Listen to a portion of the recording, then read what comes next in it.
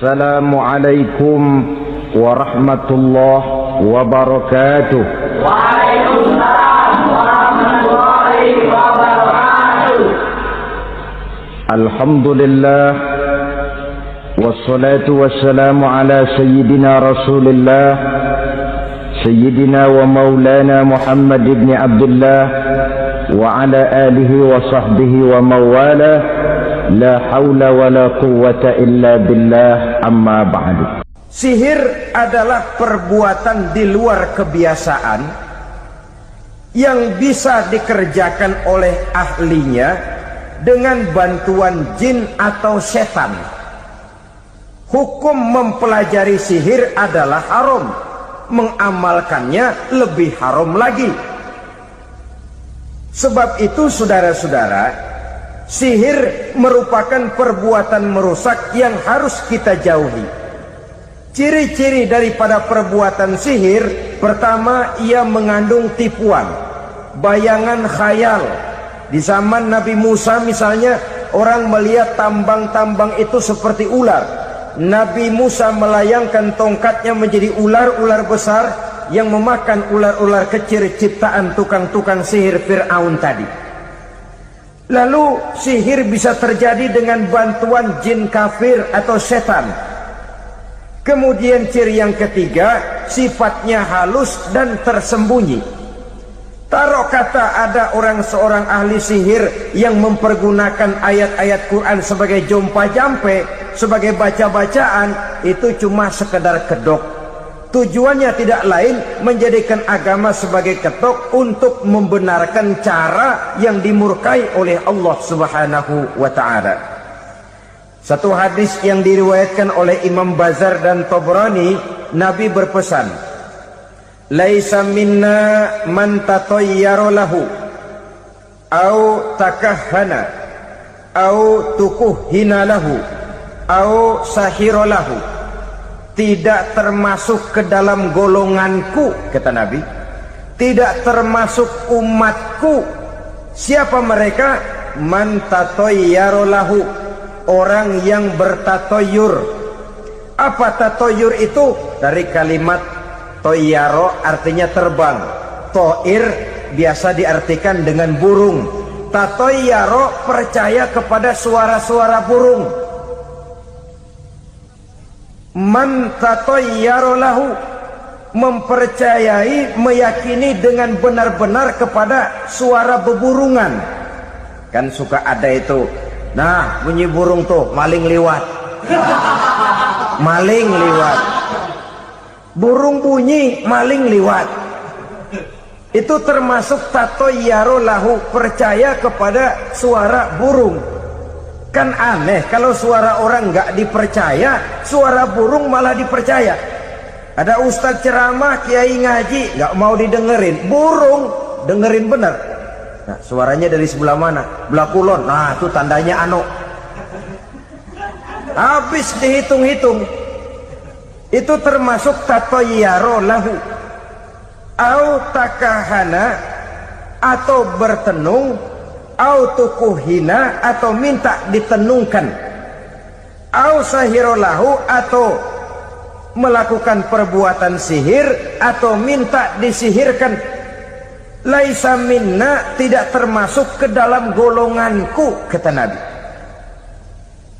Sehingga dengan demikian saudara-saudara, menghadapi sihir dengan sihir sekalipun termasuk perbuatan yang tidak diajarkan oleh agama. Kita kan mempelajari sihir untuk jaga diri. Tidak apa-apa, yang dilarang mengamalkannya, dilarang juga mempelajarinya. Sebab orang kalau sudah mengetahui, biasanya lalu terangsang untuk mencoba. Kalau percobaannya berhasil, biasanya terangsang untuk coba lagi dan coba lagi. Pada akhirnya ketagihan, lalu beralih menjadi profesi, apalagi itu nanti bisa mendatangkan hasil uang. Saudara-saudara kaum muslimin rahimakumullah, kita manusia makhluk nyata, kita hidup di alam nyata, terikat oleh sunnatullah, causality. Oleh karenanya bagi kita keyakinan yang penuh, keikhlasan di dalam bertuhankan Allah, penyerahan diri sepenuhnya hanya kepadanya, itu sudah merupakan obat penangkal yang sangat ampuh agar kita tidak terkena penyakit-penyakit yang dibuat oleh setan dan para pembantunya. Sehingga beberapa ayat Quran mengajarkan, misalnya a'udzu bikalimatillahi tammati min syarri ma khalaq, atau bismillazi la yadurru ma'asmihi syai'un fil ardi wala fis sama, dengan menyebut nama Allah yang tidak bisa mendatangkan bahaya sedikit pun, dari baik yang datang dari langit maupun yang datang dari bumi. Jiwa yang kosong dari keyakinan yang penuh kepada Allah, jiwa yang penuh was-was dan ragu-ragu, itu yang mudah terserang oleh penyakit-penyakit yang dikerjakan oleh para tukang-tukang sihir, yaitu oleh setan dan seluruh para pembantunya. Kemudian hadis kedua yang diriwayatkan oleh Imam Ibnu Hibban, Nabi bersabda, la yadkhulul jannata mudminu khamrin wala mu'minu bisihrin wala qati'ur rahmin. Tidak masuk surga. Ini Nabi yang bilang, tidak masuk surga. Siapa itu?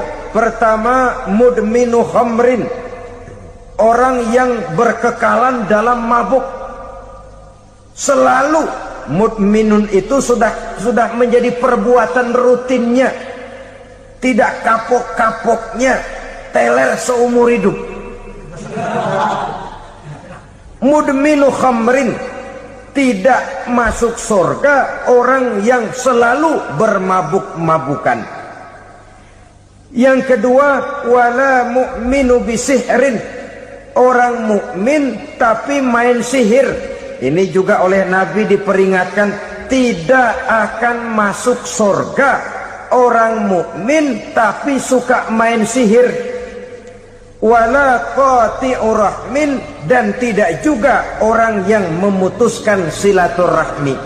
Tiga macam manusia yang diperingatkan Nabi tidak akan masuk surga: orang yang selalu mabuk, orang mukmin yang main sihir, dan orang yang memutuskan silaturahmi. Saudara-saudara kaum muslimin rahimakumullah. Lalu orang berkata, kenapa dilarang kita bersihir? Padahal Rasul sendiri kan punya mukjizat. Nah, kita memang harus membedakan antara mukjizat dengan sihir. Dalam kehidupan agama kita kenal ada yang namanya mukjizat, ada yang namanya karomah atau keramat biasa diucapkan, ada yang namanya maunah, ada yang namanya irhas, ada juga yang namanya sihir. Kesemuanya ini berbeda, saudara-saudara. Yang dinamakan mukjizat itu khusus untuk para rasul saja. Satu kejadian luar biasa yang terjadi dilakukan oleh Rasul atas izin dari Allah Subhanahu wa ta'ala. Perbedaannya dengan sihir jelas. Sihir dari setan, mukjizat dari Allah. Sihir bisa dipelajari, mukjizat tidak. Sihir umumnya untuk maksud-maksud yang tidak baik, sedangkan mukjizat untuk memperkuat kebenaran yang disampaikan oleh para rasul dan ditentang oleh umatnya. Bahkan kafir Quraisy dahulu menganggap orang-orang ahli sihir itu berada dalam satu posisi yang hina, sehingga mereka mengatakan dan menuduh Nabi Muhammad sebagai tukang sihir. Tuduhan sebagai tukang sihir adalah tuduhan yang sangat aib dan hina. Di tengah masyarakat kufar jahiliyah, kedudukan tukang sihir dipandang sebagai kedudukan yang hina, sehingga mereka mengejek Nabi dengan sebutan tukang sihir. Jadi mukjizat hanya untuk Rasul saja. Kemudian karomah. Karomah ini asal kata dari karomah, kehormatan, kemuliaan yang diberikan Allah kepada hamba-hambanya yang rajin mendekatkan diri kepadanya. Oleh karena ketekunannya melaksanakan ibadah, Allah memberikan keistimewaan kepada orang itu, yang dengan keistimewaannya dia bisa mengerjakan yang tidak bisa dikerjakan oleh orang lain. Karomah hanya bisa dicapai dengan prestasi ibadah. Kalau sihir, mau ibadah apa enggak, asal dia belajar, bersatu dan berteman dengan setan, memenuhi persyaratan-persyaratan setan, biasanya lalu bisa. Sedangkan karomah tidak mungkin terwujud tanpa orang mendekatkan diri sedekat-dekatnya kepada Allah Subhanahu wa ta'ala. Maka kita lihat biasanya orang-orang yang punya ilmu sihir, mukanya rata-rata nggak enak dilihat. Kumuh, jauh dari air wudhu, jauh dari sujud kepada Allah, malah berteman dengan setan, menjadi pelayan-pelayannya setan. Saudara-saudara, adapun maunah, keistimewaan yang diberikan Allah kepada hamba-hambanya yang belum sampai kepada tingkat wali, tapi orang itu lebih banyak kebaikannya daripada kesalahannya. Umpamanya, saudara jalan bertiga di pinggir jalan, saudara ada pada posisi di tengah, lalu bertiga ini ketabrak mobil. Menurut perhitungan saudara mati lebih dahulu, tapi terjadi hal yang aneh, dua teman saudara mati, saudara malah cuma luka dan lecet sedikit saja. Apa itu? Kalau kita lebih banyak kebaikannya daripada kesalahannya, itu yang dinamakan ma'unah, pertolongan yang diberikan Allah kepada hamba-hambanya yang lebih banyak kebaikannya daripada kesalahannya. Sedangkan yang dinamakan irhas, kejadian luar biasa pada diri seseorang pada waktu dia masih kecil, yang menunjukkan tanda-tanda keistimewaannya. Itu umumnya pada para nabi pada usia kecilnya sudah ada irhas, tanda-tanda istimewa. Jelas baik mukjizat, karomah, maunah maupun irhas berbeda dengan sihir. Sihir ini jelas saja merupakan bantuan dan persekutuan antara manusia dengan setan. Padahal setan, kata Allah dalam Al-Quran, innahu lakum aduwwum mubin, sesungguhnya setan bagi kamu adalah musuh yang sangat jelas. Saudara-saudara kaum muslimin rahimakumullah, di zaman sekarang, dalam menghadapi beban kehidupan yang makin pelik, menghadapi stres yang tidak kunjung selesai, menghadapi persoalan-persoalan yang teramat berat, orang sering mencari jalan keluar kepada hal-hal yang menurut pendapatnya bisa meringankan beban moralnya itu. Pergilah dia mencari sesuatu yang dapat meringankan bebannya. Dan tidak jarang yang jatuh ke pangkuan tukang-tukang tenung, ke pangkuan tukang-tukang sihir, yang mereka itu oleh Quran dijelaskan kadzabal munajjimun walau sodaku. Tukang-tukang tenung, tukang-tukang sihir, mereka itu bohong walaupun benar. Maksudnya bohong walaupun benar, artinya kalau yang mereka kerjakan benar, itu sih kebenaran. Benar dengan kebenaran itu lain. Kebenaran, kebetulan bisa, tapi tidak untuk selalu. Apalagi kalau itu sudah membahayakan kehidupan orang lain. Jadi oleh karena itu Nabi berpesan, jauhilah daripada sihir. Kalau sudah jauhilah dari sihir, artinya ya jauhilah daripada mempelajarinya, jauhilah daripada bergaul dengan orang-orang yang ahli di bidang itu, karena dari pergaulan segalanya bisa menular. Riba alias renten, kedoknya adalah menolong orang, tapi sama juga bulu buntutnya dilepas, palanya dicekek. Menolong orang pada akhirnya menjadi beban bagi seseorang. Dan memang mencari orang-orang yang berada dalam posisi kesulitan, biasanya di daerah-daerah di mana musim paceklik jadi lapangan kerja sulit, sedangkan urusan perut tidak bisa ditunda. Akhirnya orang terjebak ke dalam rentenir, ke dalam riba, ke dalam renten, bunga berbunga, sehingga satu saat jumlah bunganya bisa lebih besar dari jumlah pinjaman pokoknya. Kemudian kalau juga ternyata tidak bisa dibayar, rumah jadi taruhan. Memang rumah satu-satunya, begitu rumah ditarik mulain camping. Bukankah pada akhirnya akan mewariskan kesengsaraan? Oleh karena itu, kepada kita berusahalah jangan berhubungan dengan rentenir, jangan makan renten dan riba. Kepada mereka yang melaksanakan riba, walaupun mendatangkan keuntungan materi, tapi percayalah harta yang didapat dengan jalan riba tidak akan membawa keberkahan. Manakala tidak membawa keberkahan, dia tidak akan mendatangkan ketenangan di dalam kehidupan kita. Oleh karenanya, memakan harta riba termasuk perbuatan yang merusak sendi-sendi kehidupan sosial, merusak kehidupan orang lain, merusak kehidupan masyarakat, tetangga, pergaulan, dan sebagainya. Memakan harta anak yatim dengan cara yang zalim. Nih, memang lezat. Anak yatim itu nggak tahu urusan apa-apa. Kita diamanahkan untuk mengurusinya. Kadang-kadang dibentuklah panitia penyantunan yatim piatu. Yatimnya mah tetap kelaparan, panitianya yang pada gendut.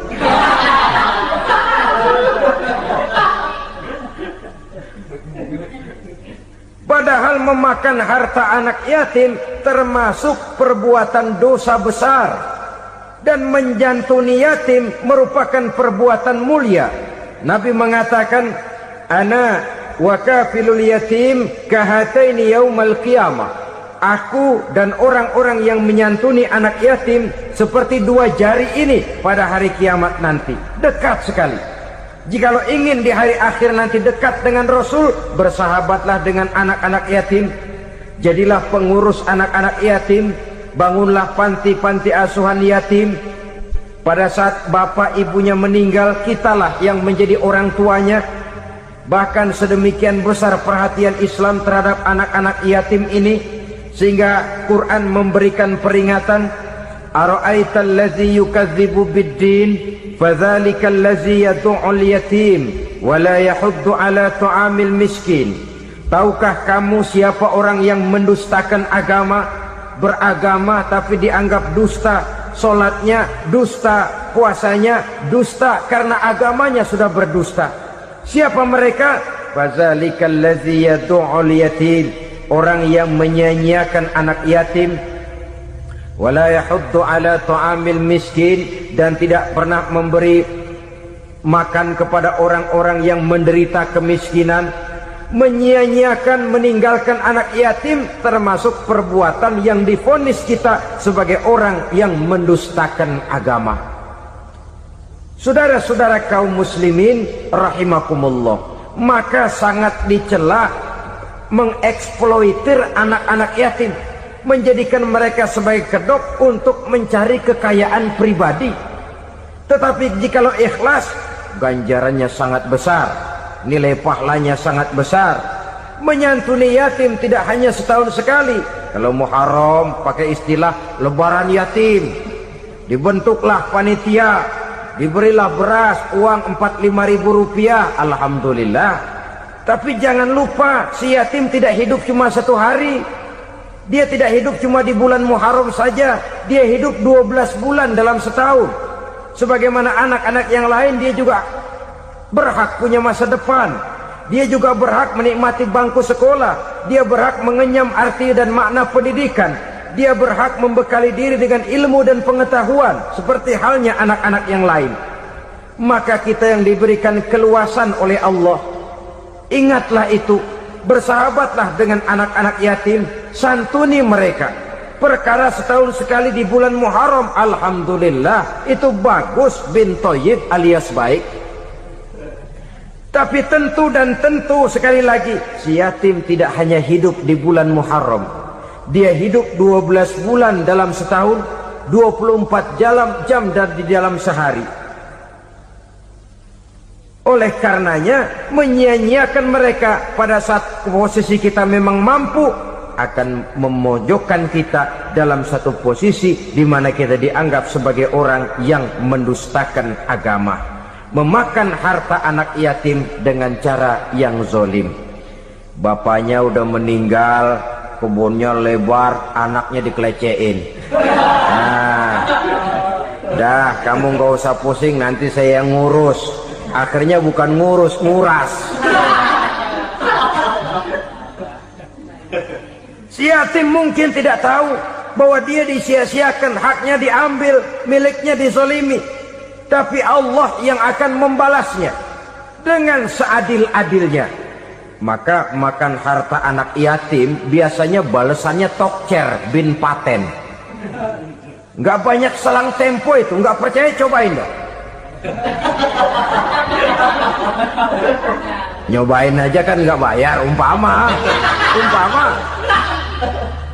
Memakan harta anak yatim dengan cara yang zolim, ganjarannya biasanya kontan. Kenapa? Ratapan si miskin, untayan air matanya, jeritan kepedihan hatinya, membuka pintu langit, permohonannya diijabah, getaran hatinya didengarkan oleh Allah. Maka balasannya biasanya kontan, spontan, tidak menunggu waktu terlalu lama. Itu di dunia, belum lagi di akhirat nanti. Bukankah dalam riwayat Mi'raj diceritakan Nabi melihat di neraka itu orang perutnya sebesar rumah?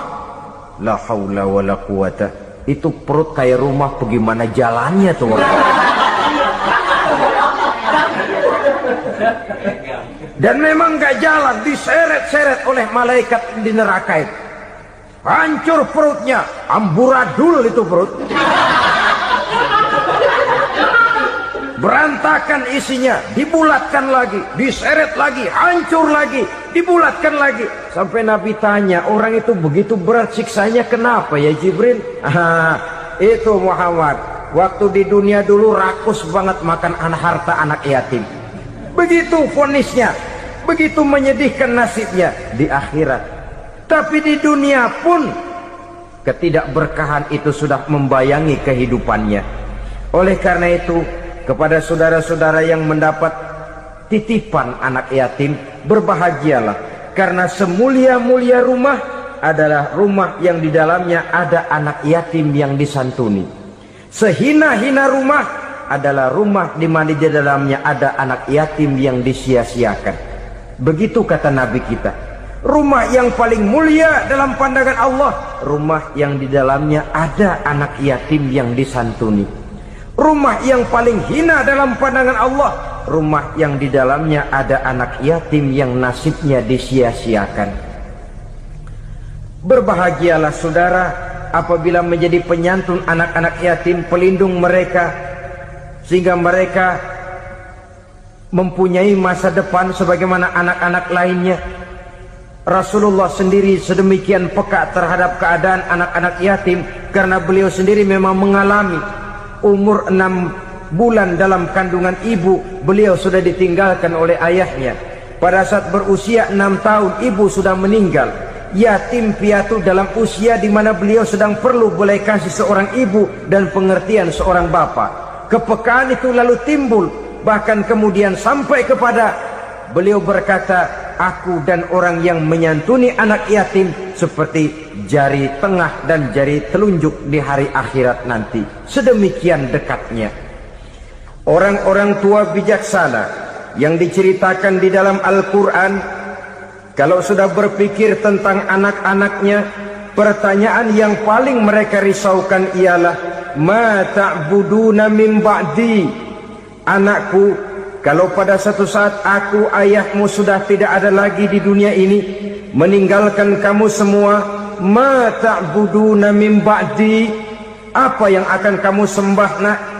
Jikalau sekarang ayahmu masih mau ke masjid, masih mau melakukan rukuk dan sujud, masih beribadah menyembah Allah Subhanahu wa ta'ala, kalau orang tuamu sudah tidak ada, ma ta'buduna min ba'di, masihkah engkau mau datang ke masjid? Masihkah engkau mau rukuk dan sujud? Masihkah engkau mau menyembah Allah Subhanahu wa ta'ala? Pertanyaan ini yang dipikirkan oleh Nabi Yakub kepada putra-putranya. Pertanyaan ini yang diteruskan oleh Nabi Ibrahim kepada anak-anaknya. Pertanyaan ini yang diwariskan oleh generasi ulama salafus saleh kepada para generasi berikutnya. Bagaimana kita generasi sekarang? Kita orang-orang tua sekarang bukan berfikir ma ta'buduna min ba'di, malah yang kita fikirkan ma ta'kuluna min ba'di. Kalau bapak tidak ada nanti kamu makan apa nak? Perkara kamu nyembah apa urusan nomor 18. Yang penting kamu nanti hidup bisa makan nak. Maka kita sibuk mewariskan harta kepada anak-anak kita. Kita sibuk mewariskan kebun dan tanah kepada anak-anak kita. Kita sibuk mewariskan pabrik kepada anak-anak kita, sementara kita lupa mewariskan intan yang paling mahal, mewariskan mutiara yang paling berharga, yaitu nilai iman kepada Allah Subhanahu wa ta'ala. Alangkah baiknya apabila warisan harta, warisan tanah dan kebun, warisan rumah dan pabrik didasari lebih dahulu dengan mewariskan nilai iman kepada Allah Subhanahu wa ta'ala. Sebagai orang-orang tua, kita boleh bersedih kalau anak kita tidak mengerti komputer. Kita boleh bersedih kalau anak kita tidak mengerti matematika. Kita boleh bersedih kalau anak kita tidak mengerti bahasa Inggris. Tapi sewajarnya lebih bersedihlah kita orang tua jikalau mempunyai anak yang tidak kenal Allah sebagai Tuhannya, yang kemudian tidak mau rukuk dan sujud kepada Allah Tuhannya. Itulah kemalangan yang paling malang bila kita meninggalkan generasi yang tidak bertauhid kepada Allah Subhanahu wa ta'ala. Betapapun anak kita tidak ngerti komputer, saudara, paling-paling kerugiannya cuma kerugian dunia. Masuk dia ke alam barzakh, munkar nakir tidak akan sempat tanya kau belajar komputer apa tidak. Kumpul dia di padang mahsyar, malaikat juga tidak akan tanya matematikamu nilainya berapa. Yang ditanya kau kenal Allah, kau rukuk dan sujud kepadanya, kau pernah datang ke masjid. Oleh karena itu sekali lagi, menjaga nilai iman tidak hanya untuk kita, tetapi juga mewariskannya kepada anak-anak kita generasi yang akan datang. Sungguh kemalangan yang paling besar apabila kita meninggalkan anak-anak kita. Mereka kita tinggalkan lemah ekonominya, itu tidak baik. Mereka kita tinggalkan lemah otaknya, itu pun akan membuat mereka tertinggal oleh yang lain. Tapi yang paling celaka, jikalau kita tinggalkan mereka dalam kondisi lemah imannya, rapuh akidahnya, tidak baik dan tidak betul keyakinan hidupnya. Oleh karena itu Nabi berpesan, jauhilah 7 perkara yang merusak. Yang pertama, syirik kepada Allah Subhanahu wa ta'ala. Menyekutukan Allah baik dalam ucapan, dalam keyakinan ataupun dalam perbuatan. Ini perkara pertama yang termasuk 7 perusak besar di dalam kehidupan. Kalau sudah jatuh kita ke lembah syirik, bagaimanapun banyak kebaikan yang kita kerjakan, berjiwa sosial, bertangan pemurah, gemar menolong orang lain, kalau memang dasarnya syirik, maka seluruh kebaikan kita akan hancur, tidak akan ada nilainya dalam pandangan Allah Subhanahu wa ta'ala. Dalam pandangan manusia mungkin kita dicatat sebagai orang sosial, gemar menolong orang lain, tidak berpangku tangan melihat orang yang mendapat kesulitan. Tapi oleh karena dasarnya syirik, dasarnya tidak mentauhidkan Allah, maka seluruh nilai kebaikan yang kita kerjakan tidak akan ada nilainya dalam pandangan Allah Subhanahu wa ta'ala. Maka jagalah iman kita jangan sampai dihinggapi penyakit syirik yang bagaimana kecilnya sekalipun. Sekali lagi, baik syirik dalam bentuk ucapan, syirik dalam bentuk keyakinan, sampai kepada syirik dalam bentuk perbuatan, kita berhindar kepada sifat-sifat yang sedemikian itu. Karena apa? Dalam satu ayat Quran Allah Subhanahu wa taala menjelaskan, innallaha la yaghfiru ayyushraka bih wa yaghfiru ma duna dzalika liman yasha. Allah tidak akan memberi ampun kepada orang-orang yang menyekutukannya, tapi Allah masih mau memberikan ampun kepada dosa-dosa yang selain itu bagi orang-orang yang dikehendakinya. Dosa selain syirik, apabila kita bertaubat, Allah masih mau mengampuni.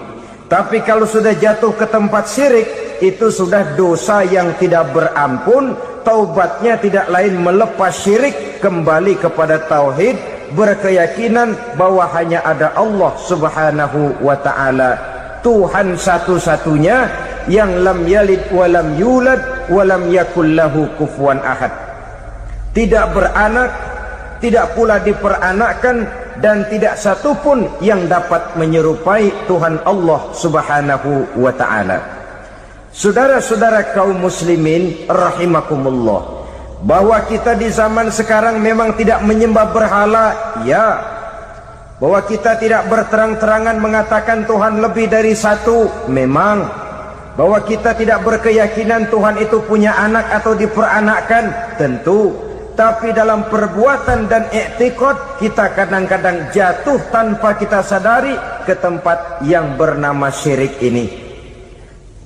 Oleh karenanya, di zaman di mana teknologi makin canggih, di mana kemajuan pembangunan makin menjangkau berbagai aspek kehidupan, diperlukan keseimbangan antara kemajuan fisik material dengan kemajuan mental spiritual.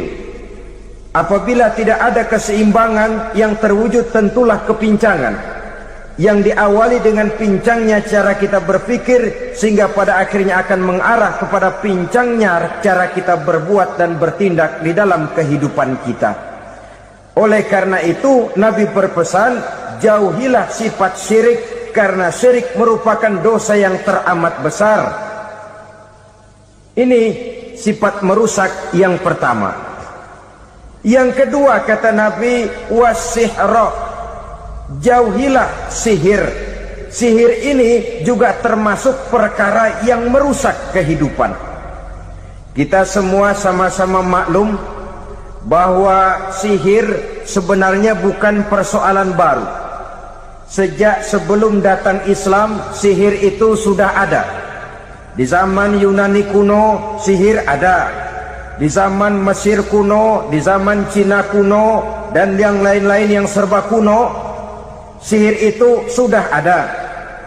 Bahkan para nabi pun, para rasul yang diutus oleh Allah Subhanahu wa ta'ala, senantiasa berhadapan dengan ahli-ahli sihir untuk menguji kebenaran dari misi yang mereka bawa. Sihir adalah perbuatan di luar kebiasaan yang bisa dikerjakan oleh ahlinya dengan bantuan jin atau setan. Hukum mempelajari sihir adalah haram, mengamalkannya lebih haram lagi. Sebab itu saudara-saudara, sihir merupakan perbuatan merusak yang harus kita jauhi. Ciri-ciri daripada perbuatan sihir, pertama, ia mengandung tipuan, bayangan khayal. Di zaman Nabi Musa misalnya, orang melihat tambang-tambang itu seperti ular. Nabi Musa melayangkan tongkatnya menjadi ular-ular besar yang memakan ular-ular kecil ciptaan tukang-tukang sihir Fir'aun tadi. Lalu sihir bisa terjadi dengan bantuan jin kafir atau setan. Kemudian ciri yang ketiga, sifatnya halus dan tersembunyi. Taruh kata ada seorang ahli sihir yang mempergunakan ayat-ayat Quran sebagai jompa-jampe, sebagai baca-bacaan, itu cuma sekedar kedok. Tujuannya tidak lain menjadikan agama sebagai ketok untuk membenarkan cara yang dimurkai oleh Allah Subhanahu wa ta'ala. Satu hadis yang diriwayatkan oleh Imam Bazar dan Tabrani, Nabi berpesan, laisa minna man tatayyara lahu au takahhana au tukuhina lahu au sahira lahu, tidak termasuk ke dalam golonganku, kata Nabi, tidak termasuk umatku. Siapa mereka? Man tatoyyara lahu, orang yang bertatoyur. Apa tatoyur itu? Dari kalimat toyaro, artinya terbang. Toir biasa diartikan dengan burung. Tatoyaro percaya kepada suara-suara burung. Man tatoyyara lahu, mempercayai, meyakini dengan benar-benar kepada suara beburungan. Kan suka ada itu, nah bunyi burung tuh, maling liwat. Maling liwat, burung bunyi, maling liwat. Itu termasuk tatoyyara lahu, percaya kepada suara burung. Kan aneh kalau suara orang nggak dipercaya, suara burung malah dipercaya. Ada ustaz ceramah, kiai ngaji, nggak mau didengerin, burung dengerin bener. Nah, suaranya dari sebelah mana? Belah kulon. Nah, itu tandanya anu. Habis dihitung-hitung, itu termasuk tatoyyara lahu. Au takahana, atau bertenung, au tukuhina, atau minta ditenungkan, au sahira lahu, atau melakukan perbuatan sihir, atau minta disihirkan. Laisa minna, tidak termasuk ke dalam golonganku, kata Nabi. Sehingga dengan demikian saudara-saudara, menghadapi sihir dengan sihir sekalipun termasuk perbuatan yang tidak diajarkan oleh agama. Kita kan mempelajari sihir untuk jaga diri, tidak apa-apa. Yang dilarang mengamalkannya, dilarang juga mempelajarinya. Sebab orang kalau sudah mengetahui, biasanya lalu terangsang untuk mencoba. Kalau percobaannya berhasil, biasanya terangsang untuk coba lagi dan coba lagi. Pada akhirnya ketagihan, lalu beralih menjadi profesi, apalagi itu nanti bisa mendatangkan hasil uang. Saudara-saudara kaum muslimin rahimakumullah, kita manusia makhluk nyata, kita hidup di alam nyata, terikat oleh sunnatullah, causality. Oleh karenanya bagi kita keyakinan yang penuh, keikhlasan di dalam bertuhankan Allah, penyerahan diri sepenuhnya hanya kepadanya, itu sudah merupakan obat penangkal yang sangat ampuh agar kita tidak terkena penyakit-penyakit yang dibuat oleh setan dan para pembantunya. Sehingga beberapa ayat Quran mengajarkan, misalnya a'udzu bikalimatillahi tammati min syarri ma khalaq, atau bismillazi la yadurru ma'asmihi syai'un fil ardi wala fis sama, dengan menyebut nama Allah yang tidak bisa mendatangkan bahaya sedikit pun, dari baik yang datang dari langit maupun yang datang dari bumi. Jiwa yang kosong dari keyakinan yang penuh kepada Allah, jiwa yang penuh was-was dan ragu-ragu, itu yang mudah terserang oleh penyakit-penyakit yang dikerjakan oleh para tukang-tukang sihir, yaitu oleh setan dan seluruh para pembantunya. Kemudian hadis kedua yang diriwayatkan oleh Imam Ibnu Hibban, Nabi bersabda, la yadkhulul jannata mudminu khamrin wala mu'minu bisihrin wala qati'u rahmin. Tidak masuk surga. Ini Nabi yang bilang, tidak masuk surga. Siapa itu?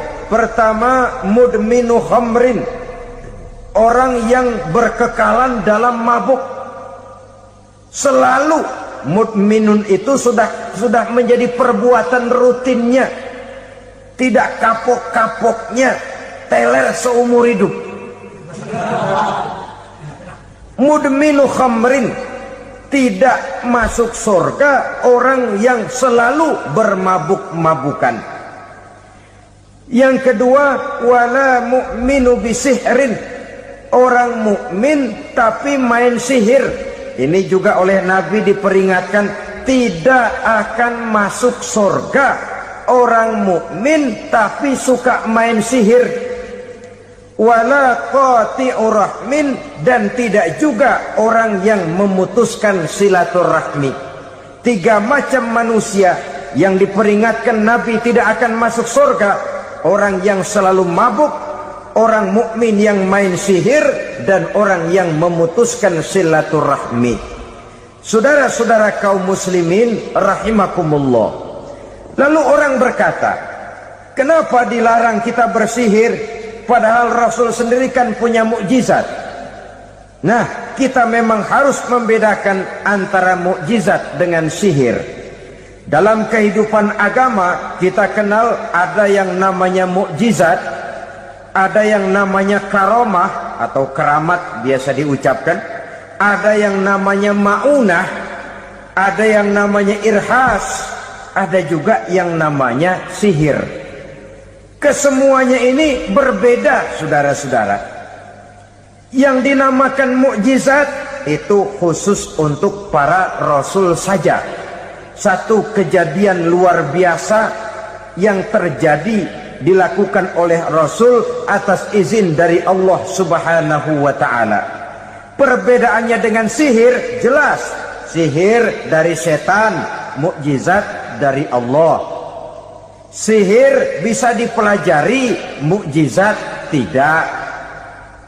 Sihir umumnya untuk maksud-maksud yang tidak baik, sedangkan mukjizat untuk memperkuat kebenaran yang disampaikan oleh para rasul dan ditentang oleh umatnya. Bahkan kafir Quraisy dahulu menganggap orang-orang ahli sihir itu berada dalam satu posisi yang hina, sehingga mereka mengatakan Nabi dan menuduh Nabi Muhammad sebagai tukang sihir. Tuduhan sebagai tukang sihir adalah tuduhan yang sangat aib dan hina. Di tengah masyarakat kufar jahiliyah, kedudukan tukang sihir dipandang sebagai kedudukan yang hina, sehingga mereka mengejek Nabi dengan sebutan tukang sihir. Jadi mukjizat hanya untuk Rasul saja. Kemudian karomah. Karomah ini asal kata dari karoma, kehormatan, kemuliaan yang diberikan Allah kepada hamba-hambanya yang rajin mendekatkan diri kepadanya. Oleh karena ketekunannya melaksanakan ibadah, Allah memberikan keistimewaan kepada orang itu, yang dengan keistimewaannya dia bisa mengerjakan yang tidak bisa dikerjakan oleh orang lain. Karomah hanya bisa dicapai dengan prestasi ibadah. Kalau sihir, mau ibadah apa enggak, asal dia belajar, bersatu dan berteman dengan setan, memenuhi persyaratan-persyaratan setan, biasanya lalu bisa. Sedangkan karomah tidak mungkin terwujud tanpa orang mendekatkan diri sedekat-dekatnya kepada Allah Subhanahu wa ta'ala. Maka kita lihat biasanya orang-orang yang punya ilmu sihir, mukanya rata-rata nggak enak dilihat. Kumuh, jauh dari air wudhu, jauh dari sujud kepada Allah, malah berteman dengan setan, menjadi pelayan-pelayannya setan. Saudara-saudara, adapun maunah, keistimewaan yang diberikan Allah kepada hamba-hambanya yang belum sampai kepada tingkat wali, tapi orang itu lebih banyak kebaikannya daripada kesalahannya.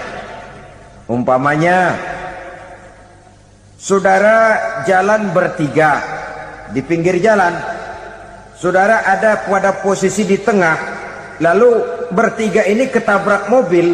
Menurut perhitungan saudara mati lebih dahulu. Tapi terjadi hal yang aneh, 2 teman saudara mati, saudara malah cuma luka dan lecet sedikit saja. Apa itu? Kalau kita lebih banyak kebaikannya daripada kesalahannya, itu yang dinamakan maunah, pertolongan yang diberikan Allah kepada hamba-hambanya yang lebih banyak kebaikannya daripada kesalahannya. Sedangkan yang dinamakan irhas, kejadian luar biasa pada diri seseorang pada waktu dia masih kecil, yang menunjukkan tanda-tanda keistimewaannya. Itu umumnya pada para nabi pada usia kecilnya sudah ada irhas, tanda-tanda istimewa. Jelas baik mukjizat, karomah, maunah maupun irhas berbeda dengan sihir. Sihir ini jelas saja merupakan bantuan dan persekutuan antara manusia dengan setan. Padahal setan, kata Allah dalam Al-Quran, innahu lakum aduwwum mubin, sesungguhnya setan bagi kamu adalah musuh yang sangat jelas. Saudara-saudara kaum muslimin rahimakumullah, di zaman sekarang dalam menghadapi beban kehidupan yang makin pelik, menghadapi stres yang tidak kunjung selesai, menghadapi persoalan-persoalan yang teramat berat, orang sering mencari jalan keluar kepada hal-hal yang menurut pendapatnya bisa meringankan beban moralnya itu. Pergilah dia mencari sesuatu yang dapat meringankan bebannya. Dan tidak jarang yang jatuh ke pangkuan tukang-tukang tenung, ke pangkuan tukang-tukang sihir, yang mereka itu oleh Quran dijelaskan kazabal munajjimun walau sodaku. Tukang-tukang tenung, tukang-tukang sihir, mereka itu bohong walaupun benar. Maksudnya bohong walaupun benar, artinya kalau yang mereka kerjakan benar, itu sih kebenaran. Benar dengan kebenaran itu lain. Kebenaran, kebetulan bisa, tapi tidak untuk selalu. Apalagi kalau itu sudah membahayakan kehidupan orang lain. Jadi oleh karena itu Nabi berpesan, jauhilah daripada sihir.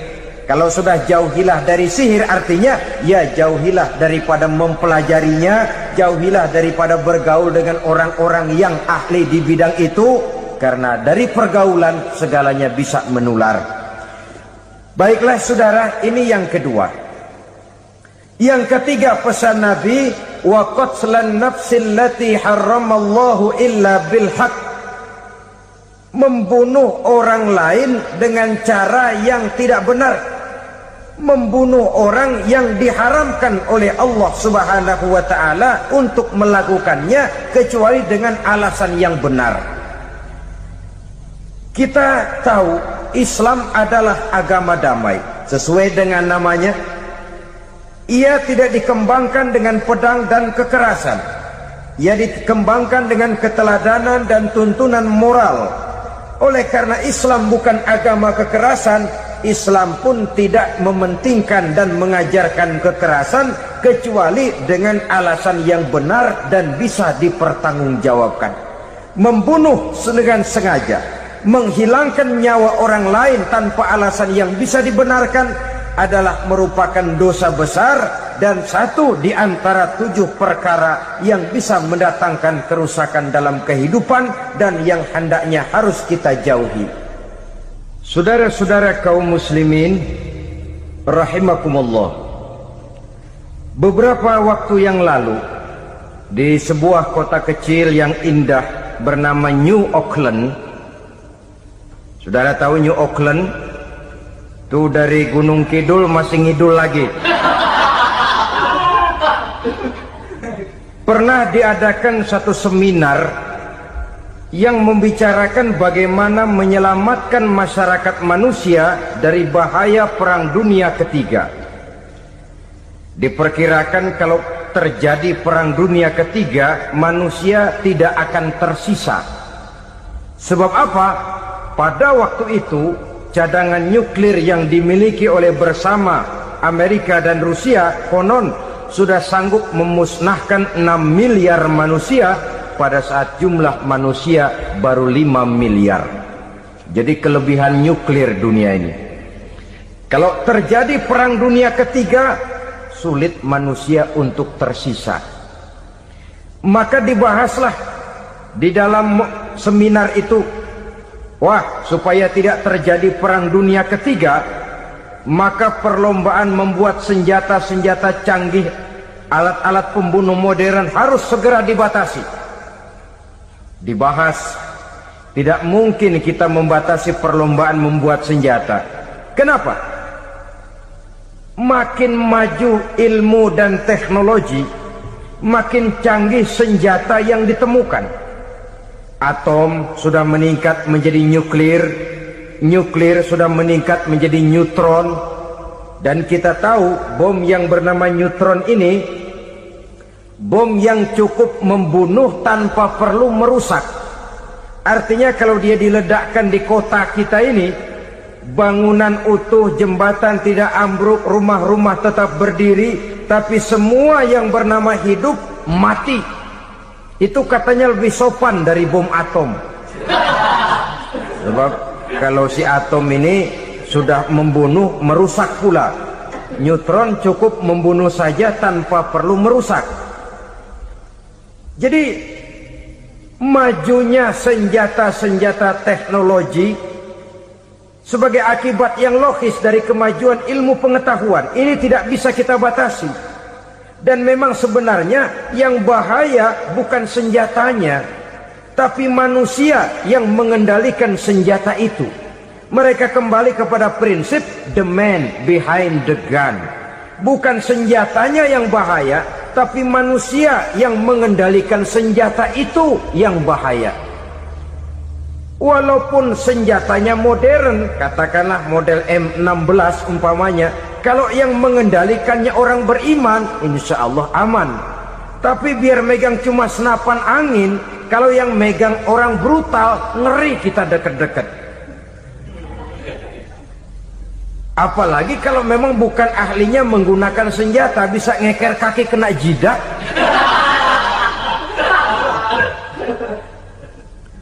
Mereka kembali kepada prinsip lama yang tetap baru. Bukan senjatanya yang harus dibatasi, manusia yang mengendalikan senjata itu yang perlu dibicarakan. Nah, kalau begitu, agar manusia tidak mempergunakan senjata sewenang-wenang, apa yang harus kita lakukan? Ya, manusianya harus bermoral.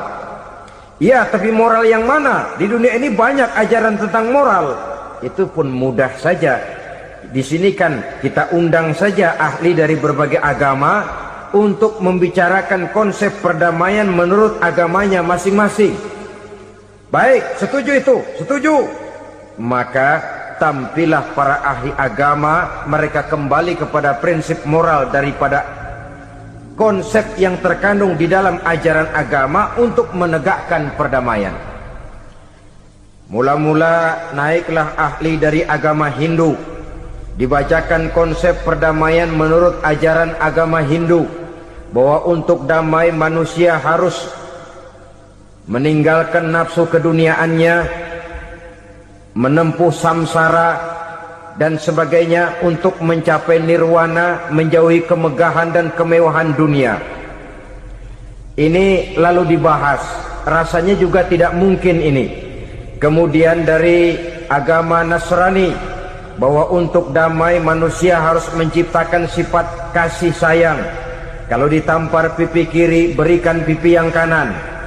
Kalau diberikan selendang, berikan baju. Nanti orang kasihan, lalu dia tidak akan nampar lagi. Ketika ini dibahas, ternyata rasanya pun tidak mungkin bisa diterima. Karena apa? Di zaman sekarang orang ditampar pipi kiri, dikasih pipi kanan. Bukan kasihan, gemes. Damai belum tentu, bonyok udah jelas. Lalu ketika dibacakan konsep perdamaian menurut Quran, di mana disampaikan ayat wa jazaa'u sayyi'atin sayyi'atun misluha faman afa wa aslaha fa ajruhu 'ala Allah. Balasan terhadap satu kejahatan adalah kejahatan yang seimbang.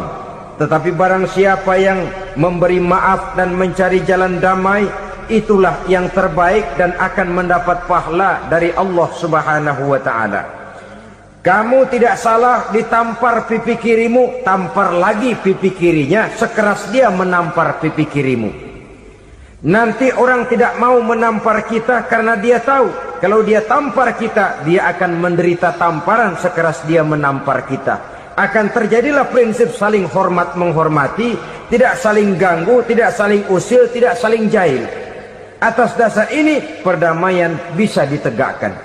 Mereka bisa menerima konsep ini, tapi kemudian seminar ditutup tanpa satu keputusan resmi. Kenapa? Terus terang mereka kagum dengan konsep Islam, tapi sentimen lama terhadap nilai-nilai Islam telah menutup mata mereka untuk menerima kebenaran dari ajaran Al-Quranul Karim. Saudara-saudara kaum muslimin rahimakumullah, kembali kita kepada persoalan pokok. Roh adalah dari Allah. Dia akan kembali kepada Allah, milik mutlak dari Allah. Tidak pantas kita merampasnya dari orang lain. Tidak wajar kita menghilangkannya tanpa alasan yang dibenarkan oleh agama. Di zaman sekarang, akibat persaingan hidup yang makin tajam, lapangan kerja yang makin sulit, tensi ekonomi yang makin tinggi, atau karena nilai moral yang makin rendah, atau juga karena rapuhnya pegangan orang kepada agama, nyawa rasanya sudah sedemikian murahnya. Berbagai kasus membuat berdiri bulu roma kita. Ada mayit, ada manusia dipotong 6, dicincang macam kambing.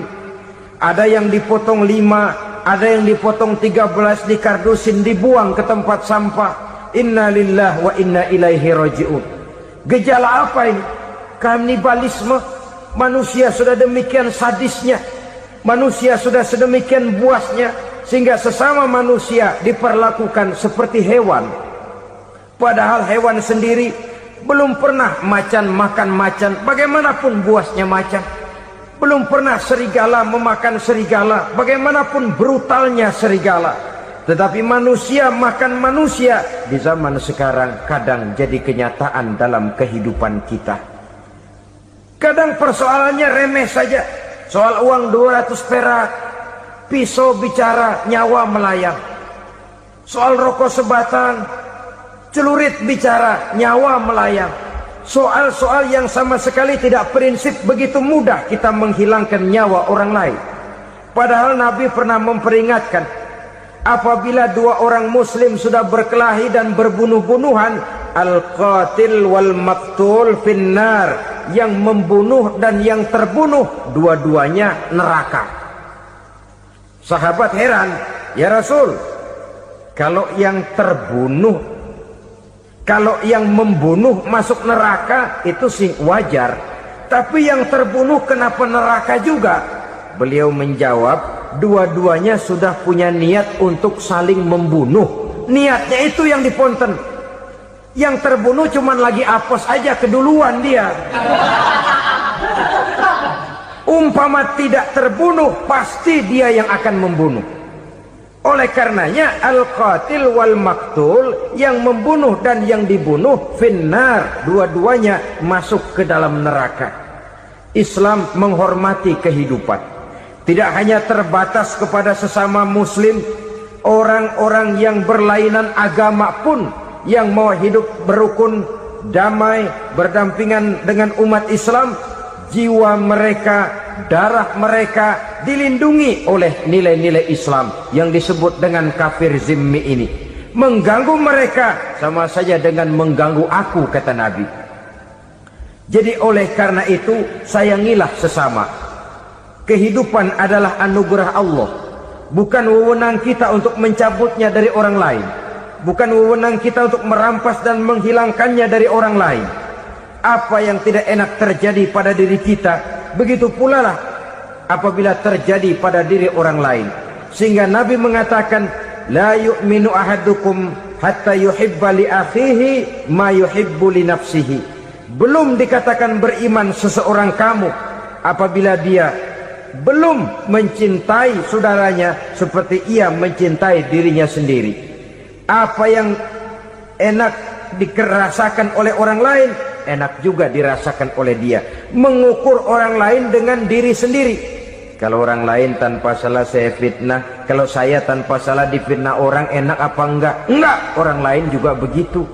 Kalau orang lain tanpa salah saya tempeleng kepalanya, enak apa tidak? Tidak. Orang lain juga begitu. Yang tidak enak terjadi pada diri kita, tentu tidak enak juga kalau terjadi pada orang lain.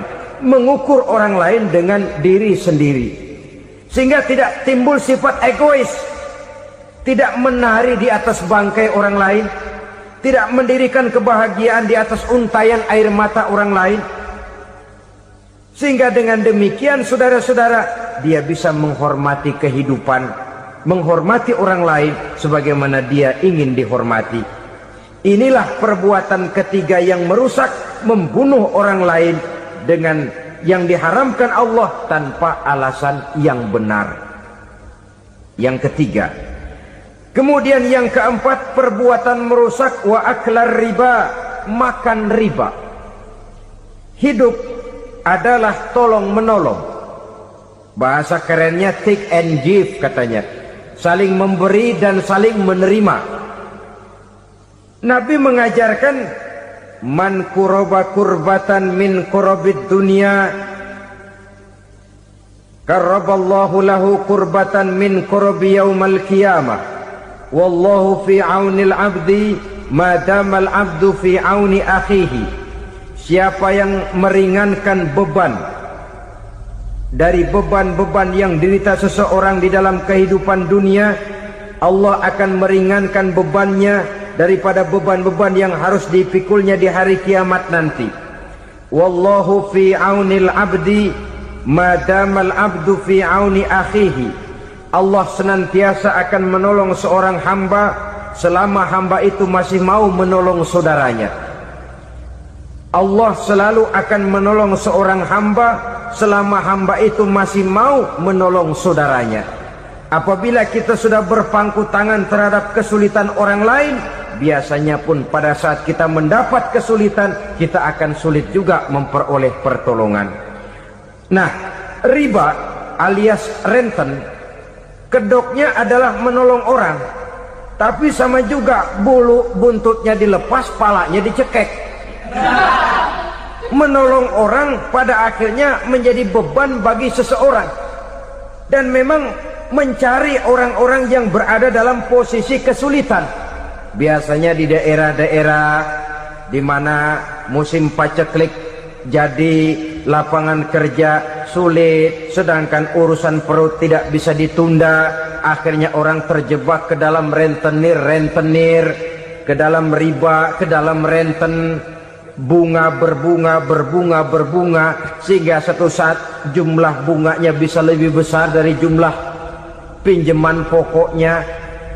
Kemudian kalau juga ternyata tidak bisa dibayar, rumah jadi taruhan. Memang rumah satu-satunya, begitu rumah ditarik mulain camping. Bukankah pada akhirnya akan mewariskan kesengsaraan? Oleh karena itu, kepada kita berusahalah jangan berhubungan dengan rentenir, jangan makan renten dan riba. Kepada mereka yang melaksanakan riba, walaupun mendatangkan keuntungan materi, tapi percayalah harta yang didapat dengan jalan riba tidak akan membawa keberkahan. Manakala tidak membawa keberkahan, dia tidak akan mendatangkan ketenangan di dalam kehidupan kita. Oleh karenanya, memakan harta riba termasuk perbuatan yang merusak sendi-sendi kehidupan sosial, merusak kehidupan orang lain, merusak kehidupan masyarakat, tetangga, pergaulan dan sebagainya. Yang kelima, wa akla malil yatim, memakan harta anak yatim dengan cara yang zalim. Nih, memang lezat. Anak yatim itu nggak tahu urusan apa-apa. Kita diamanahkan untuk mengurusinya. Kadang-kadang dibentuklah panitia penyantunan yatim piatu. Yatimnya mah tetap kelaparan, panitianya yang pada gendut.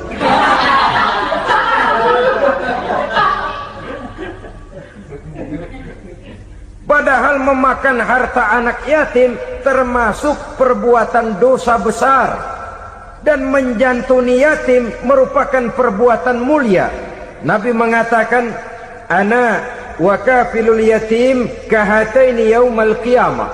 Aku dan orang-orang yang menyantuni anak yatim seperti dua jari ini pada hari kiamat nanti. Dekat sekali. Jikalau ingin di hari akhir nanti dekat dengan Rasul, bersahabatlah dengan anak-anak yatim. Jadilah pengurus anak-anak yatim. bangunlah panti-panti asuhan yatim. Pada saat bapak ibunya meninggal, kitalah yang menjadi orang tuanya. Bahkan sedemikian besar perhatian Islam terhadap anak-anak yatim ini, sehingga Quran memberikan peringatan, ara'aital ladzi yukadzibu bid-din fadzalikal ladzi yad'ul yatim wa la yahuddu ala ta'amil miskin. Tahukah kamu siapa orang yang mendustakan agama, beragama tapi dianggap dusta, solatnya dusta, puasanya dusta karena agamanya sudah berdusta. Siapa mereka? Fadzalikal ladzi yad'ul yatim, orang yang menyia-nyiakan anak yatim. Wala yahuddu ala ta'amil miskin, dan tidak pernah memberi makan kepada orang-orang yang menderita kemiskinan. Menyia-nyiakan, meninggalkan anak yatim termasuk perbuatan yang divonis kita sebagai orang yang mendustakan agama. Saudara-saudara kaum muslimin rahimakumullah, maka sangat dicela mengeksploitir anak-anak yatim, menjadikan mereka sebagai kedok untuk mencari kekayaan pribadi. Tetapi jikalau ikhlas, ganjarannya sangat besar, nilai pahalanya sangat besar. Menyantuni yatim tidak hanya setahun sekali. Kalau Muharram pakai istilah lebaran yatim, dibentuklah panitia, diberilah beras, uang 45.000 rupiah, alhamdulillah. Tapi jangan lupa, si yatim tidak hidup cuma satu hari.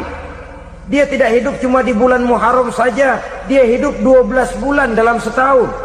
Sebagaimana anak-anak yang lain, dia juga berhak punya masa depan. Dia juga berhak menikmati bangku sekolah. Dia berhak mengenyam arti dan makna pendidikan. Dia berhak membekali diri dengan ilmu dan pengetahuan seperti halnya anak-anak yang lain. Maka kita yang diberikan keluasan oleh Allah, ingatlah itu, bersahabatlah dengan anak-anak yatim, santuni mereka. Perkara setahun sekali di bulan Muharram, alhamdulillah, itu bagus, bin Thayyib alias baik. Tapi tentu dan tentu sekali lagi, si yatim tidak hanya hidup di bulan Muharram. Dia hidup 12 bulan dalam setahun, 24 jam di dalam sehari. Oleh karenanya, menyia-nyiakan mereka pada saat posisi kita memang mampu akan memojokkan kita dalam satu posisi di mana kita dianggap sebagai orang yang mendustakan agama. Memakan harta anak yatim dengan cara yang zolim. Bapaknya udah meninggal, kebunnya lebar, anaknya dikelecehin. Nah, dah kamu gak usah pusing, nanti saya yang ngurus. Akhirnya bukan ngurus, nguras. Si yatim mungkin tidak tahu bahwa dia disia-siakan, haknya diambil, miliknya dizolimi. Tapi Allah yang akan membalasnya dengan seadil-adilnya. Maka makan harta anak yatim biasanya balasannya tokcer bin paten. Nggak banyak selang tempo itu, nggak percaya cobain dah. Nyobain aja kan nggak bayar, umpama.